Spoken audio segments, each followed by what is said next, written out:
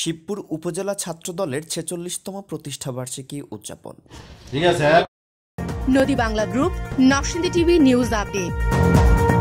নরসিংদী শিবপুর উপজেলা ছাত্রদলের সভাপতি পদপ্রার্থী আব্দুল্লাহ আল মামুন ভূঁইয়ার নেতৃত্বে বাংলাদেশ জাতীয়তাবাদী ছাত্রদলের ৪৬তম প্রতিষ্ঠাবার্ষিকী উদযাপন করা হয়েছে। ৫ জানুয়ারি রবিবার বিকালে এ উপলক্ষে নরসিংদী শিবপুর বাস স্ট্যান্ডে ছাত্রদলের অফিসে মামুন ভূঁইয়ার নেতৃত্বে প্রতিষ্ঠাবার্ষিকীর কেক কাটা হয় এবং পরে একটি বর্ণাঢ্য র্যালি বের করা হয়। র্যালিটি শহরের মূল রাস্তা প্রদক্ষিণ করে শিবপুর মডেল থানায় গিয়ে থামে এবং থানার অফিসার ইনচার্জ মোহাম্মদ আফজাল হোসাইনের সাথে এ সময় দলীয় নেতাকর্মী শুভেচ্ছা বিনিময় করেন। কর্মসূচিটি সমাপ্ত করেন শিবপুর উপজেলা ছাত্রদলের সভাপতি পদপ্রার্থী আব্দুল্লাহ আল মামুন ভূঁইয়া।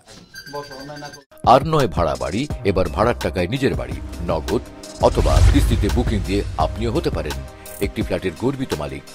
নদী বাংলা গ্রুপ, সঠিক নির্মাণে অঙ্গীকারাবদ্ধ। Report Omar Faruk, Narsingdi TV.